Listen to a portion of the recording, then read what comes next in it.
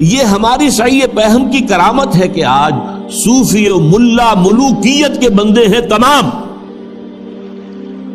یہ بڑی تلخ بات ہے جو اقبال نے کہی ہے، لیکن بہت بڑی تلخ لیکن حقیقت پر مبنی بات ہے. صوفی و ملا ملوکیت کے بندے ہیں تمام.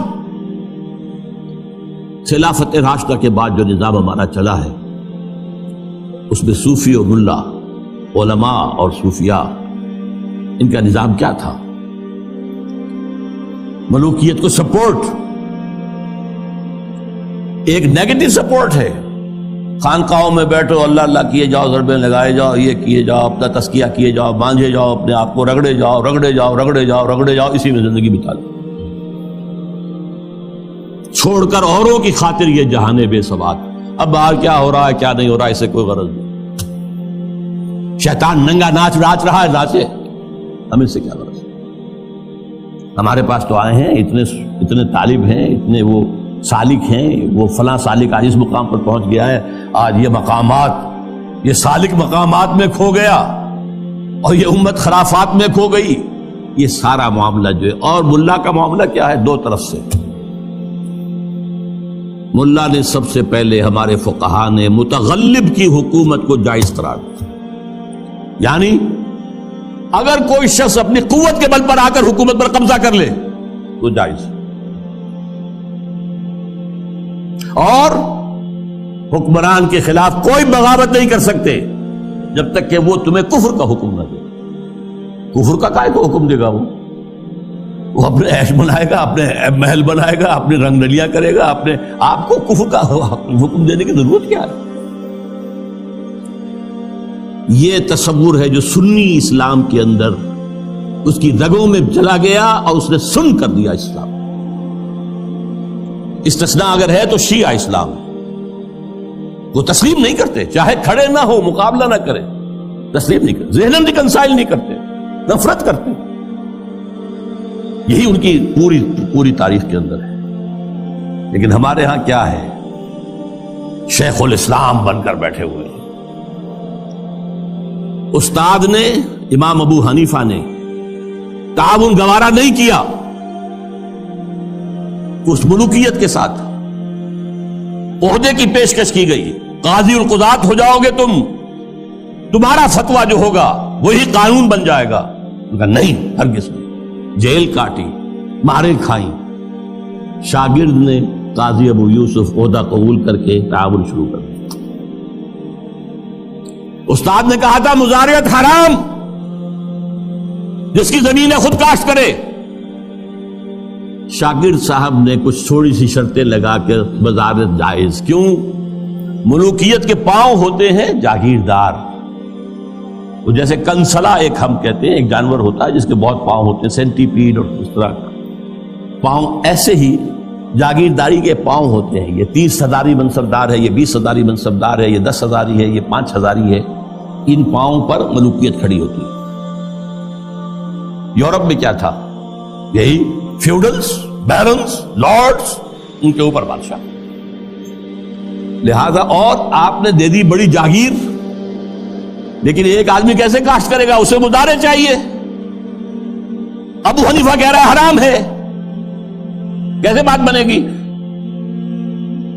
لیکن نہیں، جواز ہے. یہ شرطیں لگا لو، جواز ہے.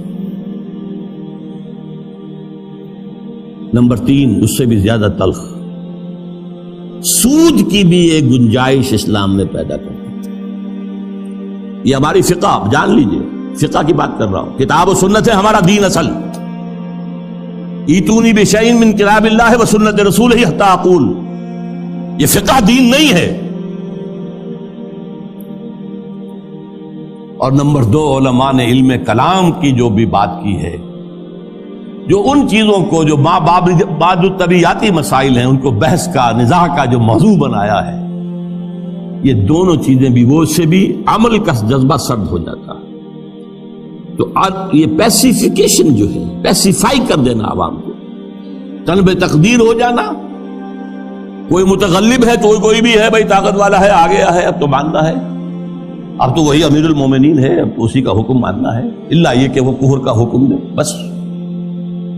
اور یہ کہ جاگیرداری جو ہے وہ جائز ہے، حالانکہ آپ کے علم میں رہنا چاہیے۔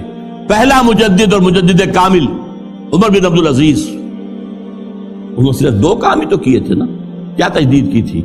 ابھی نہ فرقہ بدت پرستی تھی، نہ فرقہ بندی تھی، نہ علم کلام تھا، نہ شاعرہ تھے، نہ اور لوگ تھے، کوئی بحث تھی ہی نہیں۔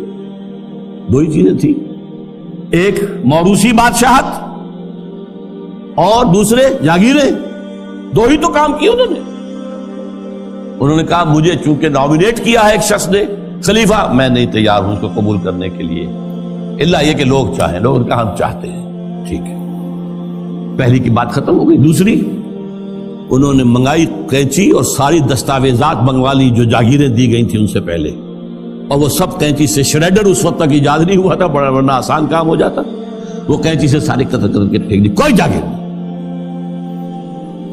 لیکن اس کے بعد کیا ہوا؟ جاگیرداری بھی آئی، غیر حاضر زمینداری آئی، یہ سارے شیطانی جو ہے چکر سارے کے سارے آ گئے۔ تو فرمایا یہ ہماری سعی پہم کی کرامت ہے کہ آج صوفی و ملا ملوکیت کے بندے ہیں تمام۔ طب مشرق کے لیے موضوع یہی افیون تھی، ورنہ قوالی سے کچھ کم تر نہیں علم کلام۔ قوالی بھی کیا کرتی ہے؟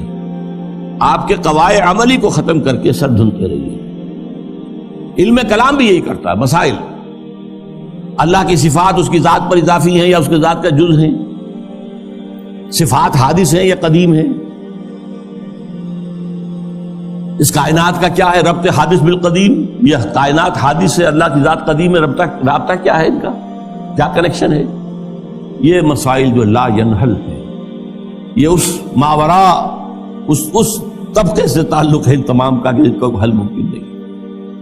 قرآن نے، حدیث نے ان کو چھیڑا ہی نہیں ہے۔ اپنی جگہ مسائل ہے، فلسفے میں بحثیں ہوتی ہیں، گفتگویں ہوتی ہیں، لیکن یہ کہ ان کو موضوع بنا لینا، انہی پر بحثیں ہونا۔